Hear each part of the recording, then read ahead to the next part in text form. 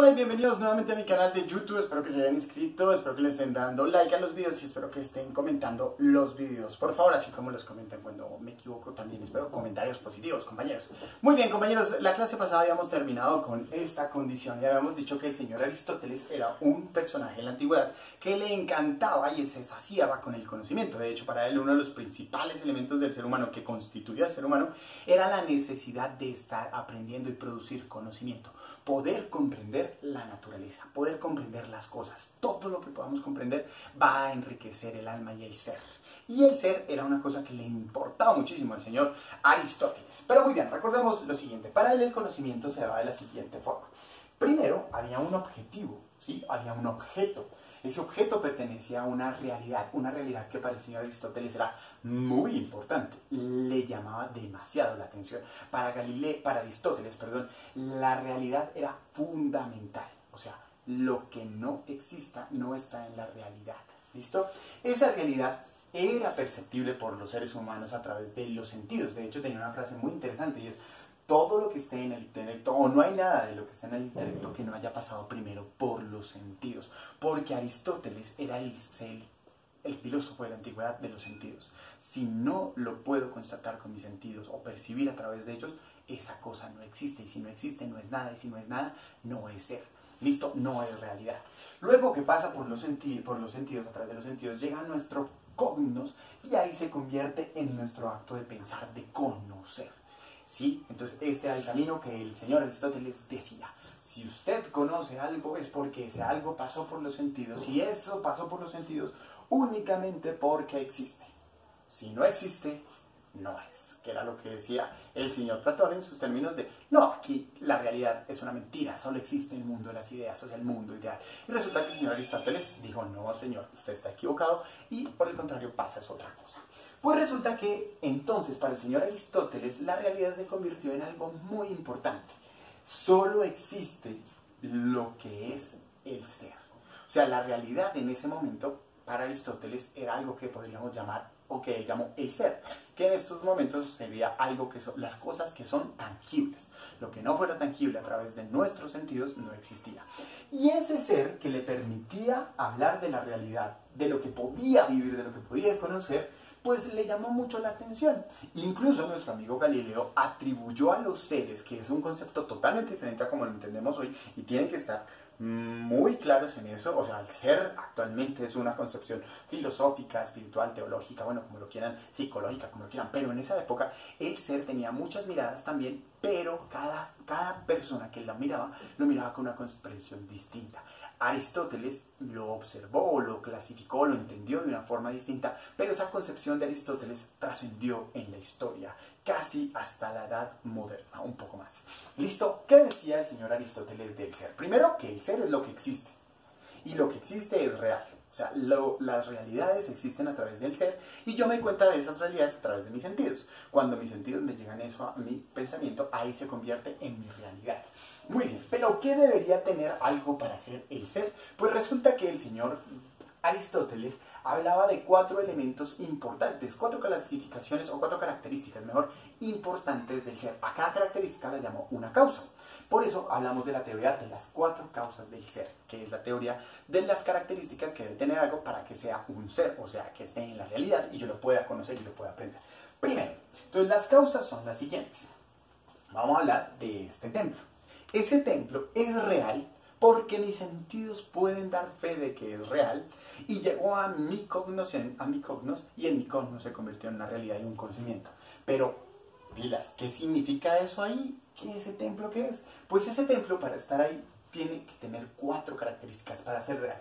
Primero, debe contar con una forma. Segundo, debe contar con una materia. Tercero, debe tener una condición eficiente. Y por último, tiene que tener una condición final. Causa formal, causa material, causa eficiente y causa final. Eso es un repaso de lo que yo estoy seguro que ustedes ya vieron en filosofía, pero más traído hacia la ciencia. Entonces, la causa formal me dice lo siguiente. Resulta que lo que existe, que en este caso existe este templo, pues tiene una forma o una estructura. Pero más que eso, la forma para Galileo era lo que teníamos actualmente como la esencia. De hecho, esencia significa forma, lo que me hace particular, único. O sea, para que esto exista es porque tiene algo particular, algo que lo hace único, una esencia. ¿Listo? Luego habla de un material, debe estar compuesto de algo, debe estar compuesto de lo que él llamaría materia. Y es importante, mis queridos compañeros, porque esto tiene que estar hecho de algo, material. Y a ese material pues nosotros lo podemos determinar de muchas formas, ladrillos, cementos, rocas, lo que sea, ¿listo? Pero juega un papel importante. Y es que simplemente yo puedo tener material, pero si ese material no tiene forma no tendría sentido. O sea, es una construcción de algo que tiene una, o sea, de materia que tiene una forma, una esencia, algo que lo hace particularmente eso que es. ¿Listo? Entonces, esto es importante. Entonces, todo lo real, todos los seres deben tener una materia que tenga una forma y que le permita hacer lo que es único. Por eso este templo es lo que es, porque tiene una forma de templo y tiene un material para hacer el templo, para hacer templo. ¿Listo? Pero también debe tener otras dos condiciones. Primero, no está ahí porque sí. Tuvo que tener un propósito para estar ahí. O sea, alguien lo debió producir. ¿Sí? Tuvo que haber alguien, o sea, una mente atrás que lo produciera y lo creara. ¿Para qué? Para que cumpliera una función. En pocas palabras, yo soy un ser que pertenezco a la realidad. ¿Por qué? Porque tengo una forma que me estructura, que me define como sujeto, que me define como ser. Y estoy compuesto de un material que me permite tomar esa forma, tomar esa esencia y ser lo que soy. Pero soy lo que soy porque tengo algo que me trajo aquí para cumplir una función a llegar. En las personas era fácil en esa época. ¿Usted a qué viene? A ser feliz. ¿Y cómo es feliz? A través de la perfección. ¿Y cómo me acerco a la perfección? No, es muy berraco. Pero nos podemos acercar a través de la belleza. Entonces, él decía, Aristóteles, todos tenemos un fin. O sea, todos tenemos un propósito, seguir la perfección. Porque para Aristóteles vivíamos en un mundo imperfecto y teníamos que mirar hacia las estrellas, hacia arriba donde estaba la perfección para poder llegar allá. ¿Listo, mis queridos compañeros? Entonces, el ser que era tan importante para el señor Aristóteles era una concepción totalmente diferente. Era la realidad. El ser significa lo que es real para Aristóteles. Y para ser real debe tener una forma que le dé una particularidad, una materia que lo componga, una condición que le diga, usted tiene que estar ahí y por qué tiene que estar ahí. ¿Listo? Esos elementos hacen a todas las cosas seres. Yo soy un ser porque mi papá y mi mamá me trajeron al mundo, esa fue mi causa diciente. Tengo una forma que me hace ser Ronald y no ser Superman, ¿sí? Aunque Superman quisiera ser como Ronald. Tengo una materia que me constituye como ser Ronald y además tengo un propósito que para esa época era alcanzar la perfección. ¿Listo? Eso era el ser y las cuatro causas del ser. Muy bien. Resulta que nuestro amigo Aristóteles tenía la siguiente situación. Él dijo, momentico, pero entonces me tocaría estudiar a Ronald, me tocaría estudiar la montaña, me tocaría estudiar el templo, me tocaría estudiar... No, qué mamera ponerme a estudiar cada cosa. Yo, en vez de estudiar parte por parte, voy a estudiarlo todo. O sea, el man dijo, quiero hacer los criterios para que podamos decir, eso es ser o no es ser. ¿Listo? Y no ponerme a estudiar caso por caso, este ser por esta cosa, no. Quiero verlo todo, quiero encontrar las características de cualquier ser. Y al buscar las características de cualquier ser, empezó a tener una mirada holística del mundo. Empezó a buscar las condiciones netas y concretas de lo que lo hacían ser. O sea, no conformarme con Ronald, sino que quiero saber todas las condiciones que hacen todos los seres. Por eso llegó a la conclusión de las cuatro causas. Todo en la naturaleza tiene un propósito final, tiene un propósito que lo trajo ahí, tiene una forma y tiene una materia. Y es importante porque van a encontrar, sobre todo en la lectura que les sugerí, sustancia. Y resulta que la sustancia es la combinación entre la materia y la forma. Eso es sustancia. Así lo define Aristóteles. Para Aristóteles la sustancia es la materia más la forma que crean un ser único y particular. Muy bien. Ustedes debieron haber visto en la lectura algo así como la vaca. Sí, entonces tenemos a la vaca. Para el señor Aristóteles había una condición bastante importante. Y es que esa forma y esa materia pues hacían el ser. Con unos propósitos para hacer lo que es y unos propósitos para los que tenía que llegar a ser. Pues resulta que la vaca es vaca porque tiene forma de vaca, ¿sí? Y tiene la materia que le permiten ser vaca. O sea, tiene la sustancia. O sea, esta señora tiene sustancia de ser vaca. Sabemos que es vaca porque tiene una sustancia, ¿sí? O sea, materia y forma de vaca. Listo. Pero resulta que él definió la forma de dos maneras. la forma sustancial y la forma accidental. O sea, esta señora es vaca, ¿sí? Pero así como pudo haber tenido estos colores, pudo haber tenido otros colores. Y eso no le quita que siga siendo vaca. O sea, pudo haber sido una vaca café, pero seguía siendo vaca porque tenía que tener la misma forma de vaca y la misma materia de café. Y la misma materia de café, no, y la misma materia de vaca. Pero no es café, sino que es blanca con negro. Entonces el señor decía que la sustancia, o que los seres, mejor que la sustancia, tenían dos características, una sustancial y una accidental. La accidental es la que me dice pudo haber sido distinto, y la sustancial es la que me dice es lo que es. O sea, esta señora es vaca porque tiene forma de vaca y materiales de vaca, pero tiene también una sustancia accidental, o sea, tiene un accidente que es de color blanco y negro, que pudo haber sido otro, porque pudo haber sido café, o blanca, o totalmente negra, o como sean las vacas.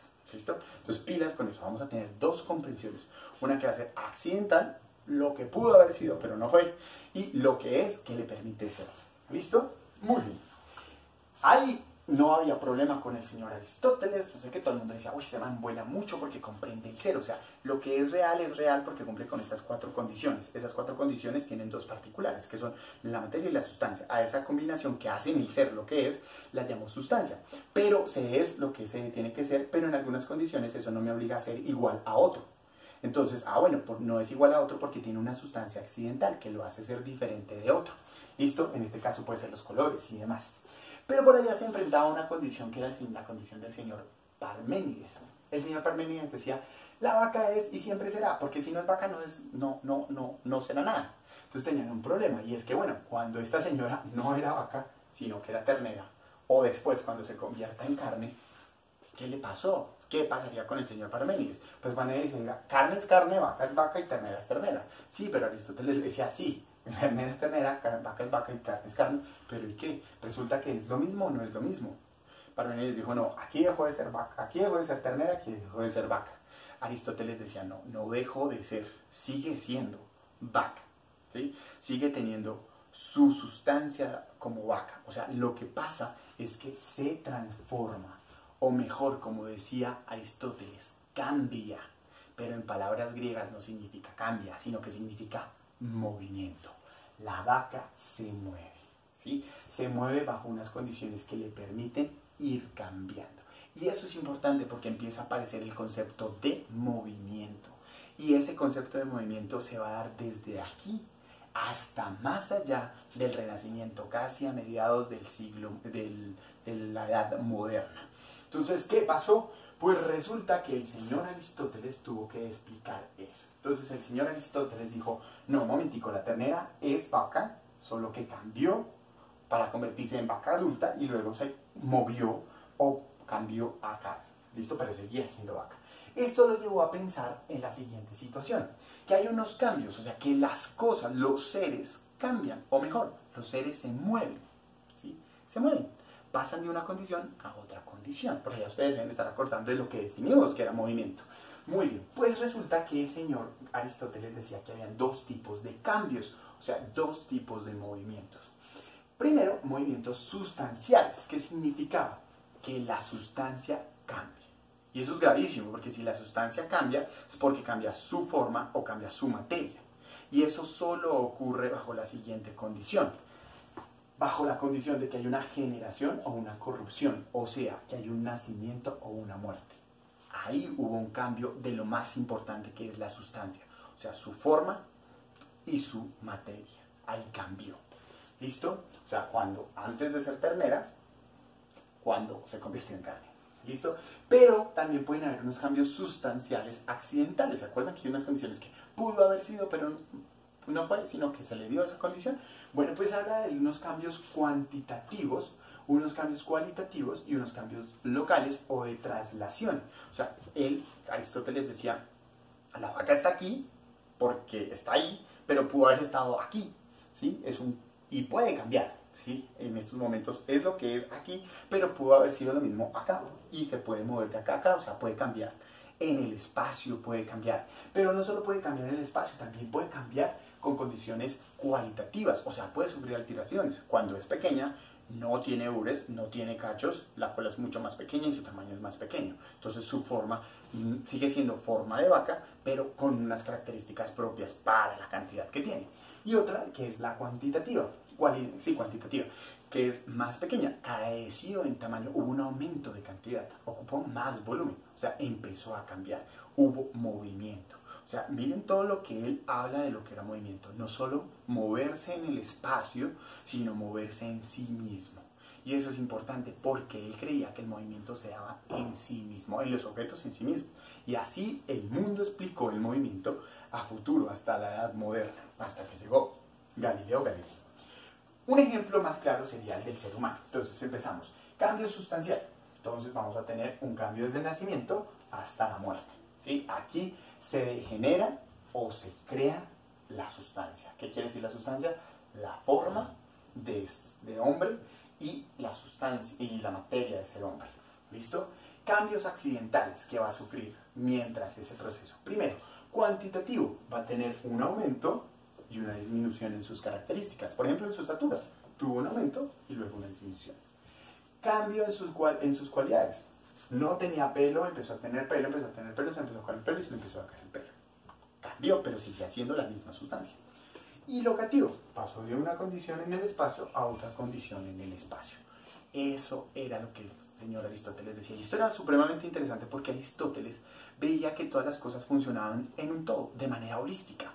¿Listo? O sea, así como funciona todo, todo está en un orden perfecto. Todo tiene que responder a esto y todo complementa a las cosas. O sea, ¿se acuerdan por allá en la Biblia en la que dice, no se mueve la hoja sin la voluntad del Señor? Ah, bueno, esto le cabía a la iglesia perfectamente, porque cada cambio, incluso en el espacio, era voluntad de Dios.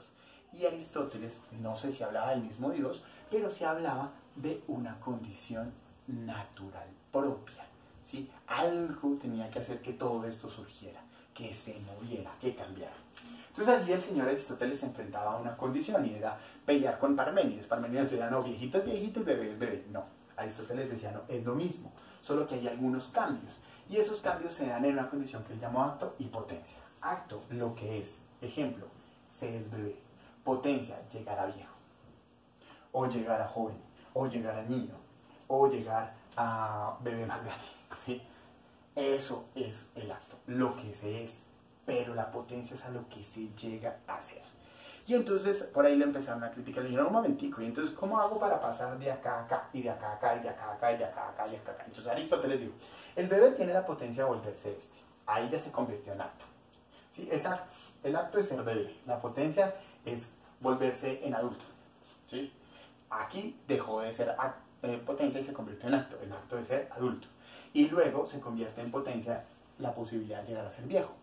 Entonces ahí vamos teniendo un paso, otro paso, otro paso. Entonces un momentico, le dije, un momentico. Y entonces, ¿qué hace que este ser se convierta en este y que después se convierta en este? O sea, como si hubiera un motor que les estuviera empujando a ese cambio.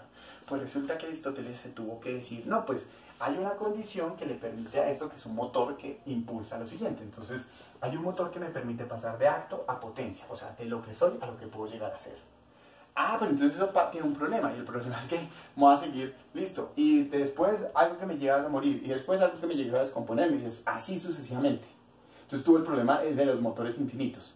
Y bueno, y el acto, para empezar, ahí se enfrentó a una condición muy particular que solucionó de manera inteligente. Aquí vamos a ver unos esquemas, por ejemplo, de acto-potencia. Hay cosas que son en potencia y se convierten en acto. Entonces yo, por ejemplo, puedo ser muy bueno para matemáticas, y me voy a convertir en un maestro de física o de matemáticas. Aquí, soy muy bueno en matemáticas, me convierto en un profesor de matemáticas, o sea, soy apto, pero después me puedo convertir en profesor de universidad y ahí morí. O puedo ser profesor de matemáticas y me quedo como profesor de matemáticas. O puedo ser profesor de matemáticas y después me puedo volver profesor universitario y después profesor de profesores universitarios. Y así sucesivamente, actos. Pero entonces necesitábamos un motor que me permitiera pasar de acá a acá, de acá a acá, de acá a acá, de acá a acá. O incluso habían actos cíclicos, es decir, soy acto, me convierto en lo que puedo llegar a ser y me puedo devolver. Un ejemplo de un acto cíclico. Estoy sentado, tengo el acto de poderme parar y luego volverme a sentar. ¿Listo? Entonces más o menos así ese tipo de cosas.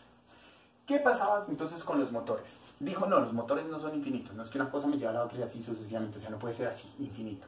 Debe haber un motor inicial, y ese motor inicial fue muy importante para el señor Galileo, para el señor Aristóteles, perdón. ¿Por qué? Porque él dijo, debe haber un motor inicial que no necesite un motor que lo mueva para que empiece a mover los demás motores. Necesito un motor inicial. Y resulta que ese motor inicial es el que le da comienzo a todo. Pero este motor inicial tiene que tener unas características súper importantes, como cuáles. Ese motor tiene que ser primero un motor inmóvil. ¿Qué quiere decir? Que no necesite que otro lo mueva. ¿Listo? Siguiente, que tiene que ser acción pura. ¿Sí? Tiene que, mejor dicho, tiene que hacer todo lo que necesito que ocurra en el universo. Por ejemplo, un motor inmóvil mueve atrayendo las cosas, pero él no se mueve. O sea, el motor empieza a generar movimiento sin que él se mueva.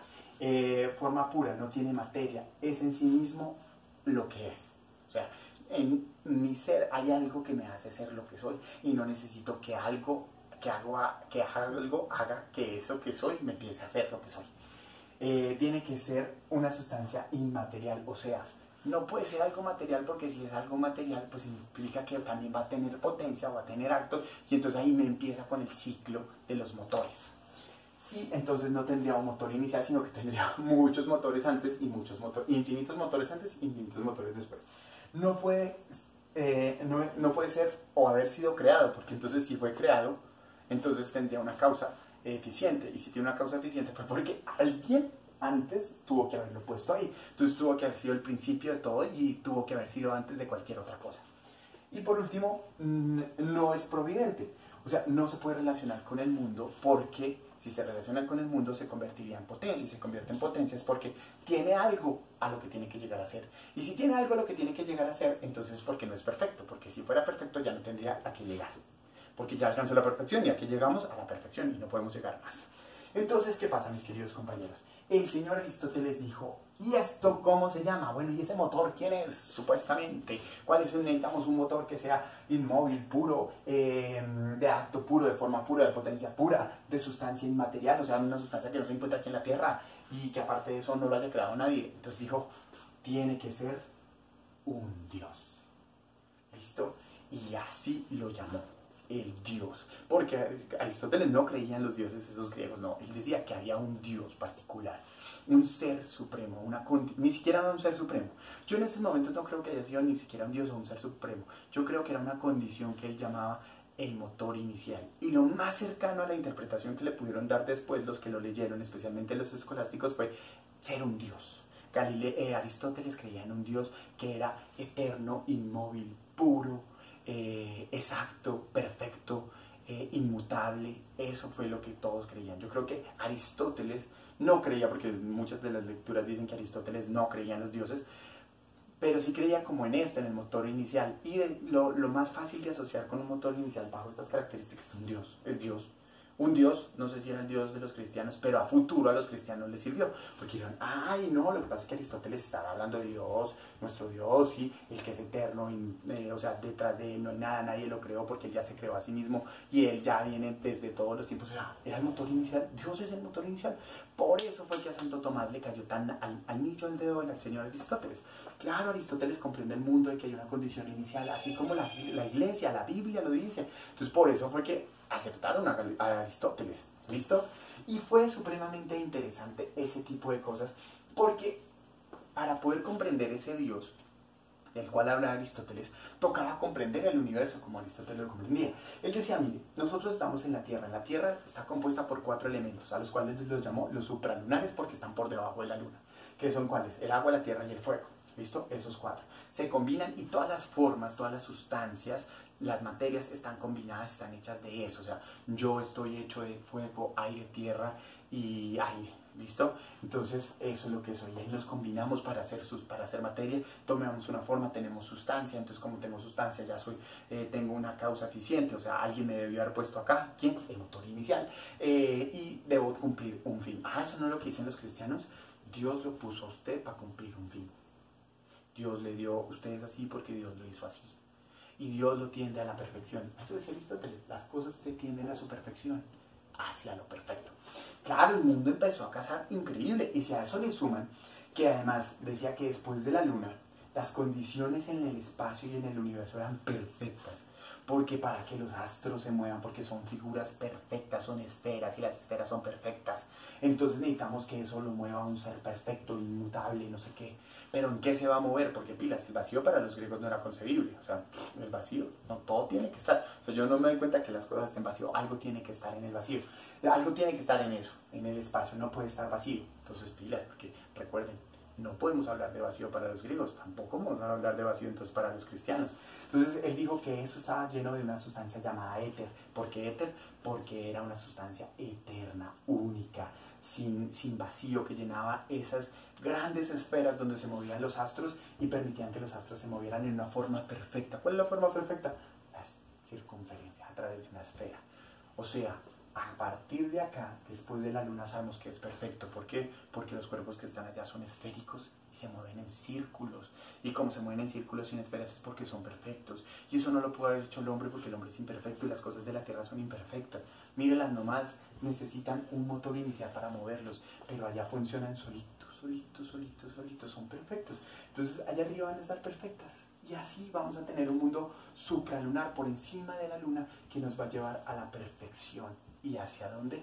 Hacia el motor inicial. Porque el motor inicial tiene que estar aquí moviendo esta celeste para que esta celeste mueva esta celeste, mueva esta celeste, mueva esta celeste y empiecen a moverse los astros y empieza a moverse el universo y así funcionar como tiene que funcionar, porque si no funciona, carajes. Y entonces el motor inicial está por fuera del universo para que todo funcione. Ah, ¿y dónde está fuera del universo? En el cielo. ¿Y quién es en el cielo? Dios. Por eso es que el universo aristotélico les cayó tan anillo al dedo a los griegos, a los cristianos, cuando empezaron a interpretar el universo. Claro, les empezó a caer, lo más perfecto está hacia arriba queda el cielo, donde está Dios, donde está el paraíso, pero allá está el motor, decía Aristóteles. Pero ¿quién es el motor realmente? Es un Dios. El Dios, ¿cuál Dios? El Dios de los cristianos. Empezó a funcionar perfecto. O sea, por eso fue que a Aristóteles le funcionó todo. Pero entonces aquí hay un motor inicial que mueve esto y que mueve esto y que hace que el resto se mueva.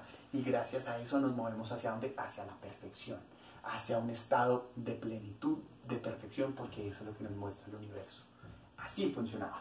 Y esto es importante porque pensar en un espacio necesitábamos pensar, en un universo necesitábamos pensar en espacio y tiempo. ¿Cómo concebía el espacio y tiempo Aristóteles? Pues resulta que el espacio para Aristóteles era necesario. Si no existía el universo, si no existía el espacio, no existía el universo, porque ¿de dónde están las cosas? En el espacio. No entendiendo el espacio como el espacio sideral, no sé qué y tal. No, el espacio, lo que nos contiene, donde nos estamos ubicados, donde podemos, donde pasan las cosas, donde nos movemos hacia la perfección. Y el tiempo, ¿cómo tiene que ser el tiempo? El tiempo tiene que estar vinculado al espacio. Porque ¿qué pasa con el tiempo? El tiempo tiene que ser perfecto. ¿Por qué tiene que ser perfecto? Porque tiene que continuar de manera ordenada. Porque donde se detenga, ¿qué le va a pasar a esto? Se detiene. Se detiene. El sol se detendría. ¿Qué fue lo que le pasó a yo no sé en dónde en la Biblia? Que se detuvo el sol, según dice la Biblia. Porque en ese momento Dios se molestó. Pucha, donde se detuviera el tiempo, ¿quién detiene el tiempo? Pues el motor principal. Si el motor principal detiene el tiempo, se detiene todo esto. Claro, entonces si detenemos el tiempo, las cosas se detienen. O sea, yo no puedo cambiar si el tiempo no está marchando. Si el tiempo se detiene, me quedo quieto. ¿En dónde? En un espacio. Y aquí es importante porque Aristóteles empieza a mezclar el espacio con el universo y el tiempo. Y empieza a tener una visión geotemporal o espaciotemporal ligada al universo, que después va a brindarse o a brincar o a anclarse en los pensamientos de otros. Pero todo es perfecto. Aquí hablamos de un tiempo. ¿Y cómo se mueve el tiempo? Circular. A partir de los movimientos de las esferas, que son perfectas, rítmicas, eternas, podemos determinar el tiempo. Bueno, entonces por eso el día y la noche, el año y las estaciones nos permiten hablar del tiempo y de medir y moderar el tiempo. Eso fue bastante interesante. Pero muy bien. Entonces, señor Aristóteles, explíquenos el movimiento. ¿Cómo lo concibe usted?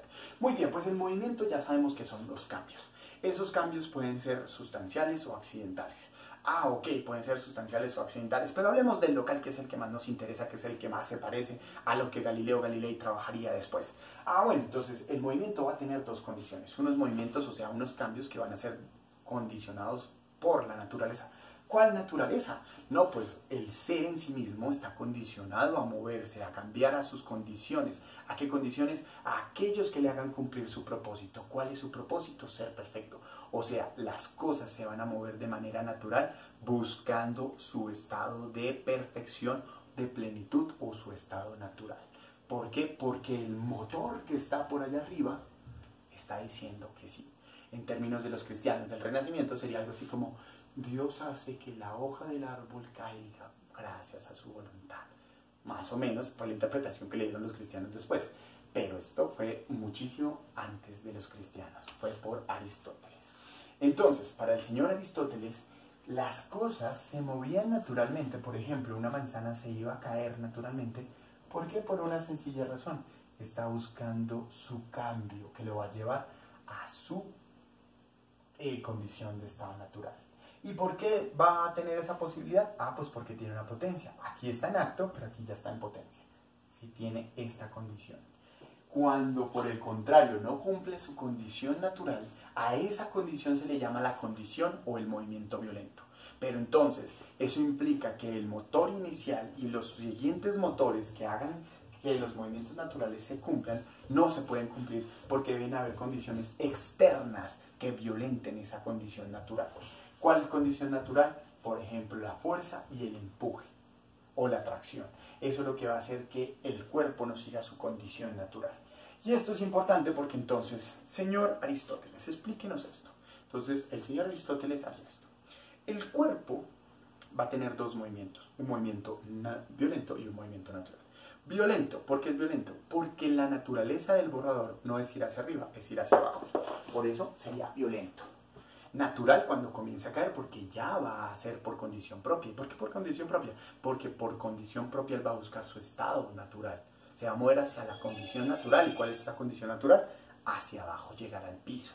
Si no, tiene que ser un movimiento violento. ¿Y quién generó ese movimiento violento? Ah, pues mi mano. Cuando yo hago esto, genero un movimiento violento. Y ese movimiento violento no le va a ganar al movimiento natural. Porque cuando cae no necesita de mi mano. Solamente necesita ser feliz. Llegar y buscar su perfección. Entonces, el señor Aristóteles hablaba de dos tipos de movimiento. El movimiento natural y el movimiento violento. Desde dos concepciones, sustancial y accidental. Nosotros vamos a hablar particularmente del accidental local, de moverse en los espacios, que es con el que va a pelear o contra el que va a pelear el señor Galileo Galilei.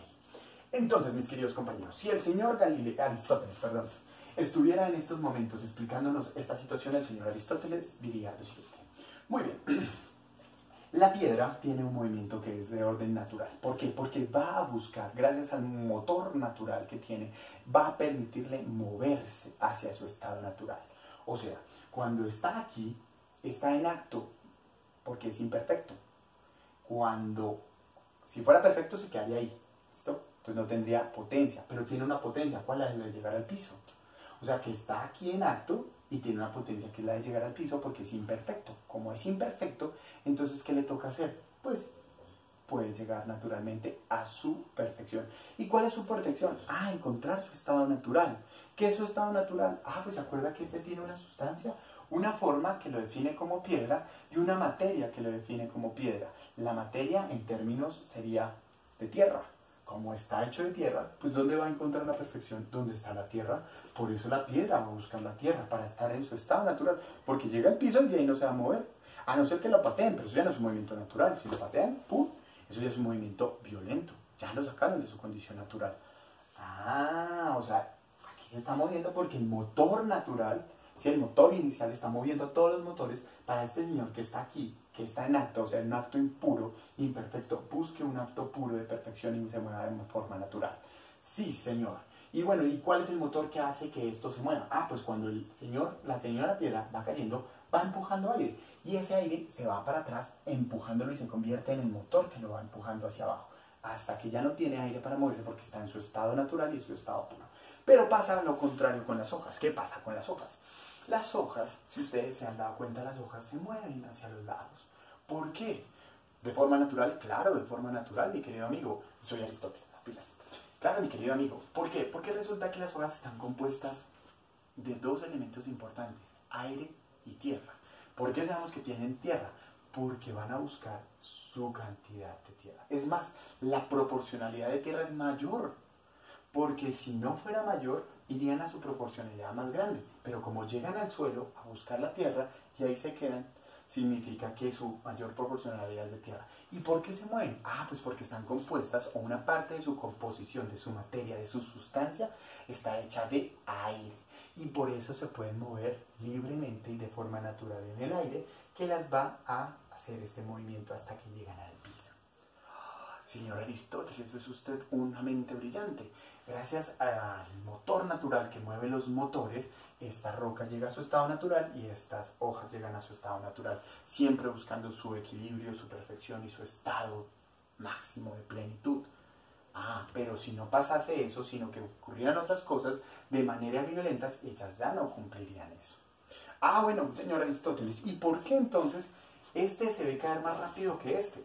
Ah, muy buena condición. Porque resulta que este señor, por estar hecho de tierra, la tierra es más pesada. Este tiene tierra, pero como también está compuesto por aire, entonces el aire la jala hacia arriba, mientras que la tierra la jala hacia abajo. Entonces se vuelve mucho más liviano, porque tiene el aire jalándola hacia arriba y tiene aire y piedra jalándola hacia abajo. Pero como no tiene tanta tierra, pues se va a demorar porque tiene que pelear contra el aire que lo va a echar hacia arriba. Mientras que este es 100% tierra, entonces va a caer. Entonces, la rapidez depende de lo siguiente. Como estos dos tienen que buscar su estado natural, eso es como cuando usted cuando usted ve un animalito que está por allá intentando cazar, o mejor, un animalito que se siente perseguido, como es una presa, se siente presa, ¿qué hace? Corre. Y entre más cerca está a la caverna o a la cueva o a su guarida, corre más rápido, porque allá es donde va a encontrar la seguridad y la tranquilidad en su guarida. Pues eso mismo le pasa a la piedra, a la hoja y a todos los cuerpos. Cuando están cayendo, para este caso, van a ir mucho más rápido porque van a tender a acercarse a su estado natural de perfección, al máximo, a la máxima gloria. Entonces, gracias a eso, entre mayor composición tengan, pues mayor va a ser la posibilidad que tengan de llegar a su estado natural y por ende van a llegar muchísimo más rápido, porque ellos van a buscar de la forma más rápida y más rápida y más rápida poder llegar a su estado natural. Y así explicaría nuestro querido amigo Aristóteles el movimiento especialmente de la piedra y de la hoja. ¿Y por qué particularmente nos interesa eso? Porque estos argumentos que les estoy dando de cómo lo explicaría nuestro amigo Aristóteles, muchas gracias señor Aristóteles, fueron los argumentos que utilizaría el señor Galileo Galilei para destruir a Aristóteles. O sea, utilizó los mismos argumentos de Aristóteles para destruir al mismísimo Aristóteles. Gracias a esta forma de comprender el movimiento de caída libre, el señor Aristóteles empezó a flaquear frente a Galileo y fue lo que utilizó Galileo para poder utilizarlo y echarlo en su contra. Muy bien, mis queridos compañeros, no siendo más, nos vemos la próxima semana. Chao, chao. No olviden hacer la síntesis, el resumen bien estructurado. Chao, mis queridos compañeros. Bendiciones. Chao, chao.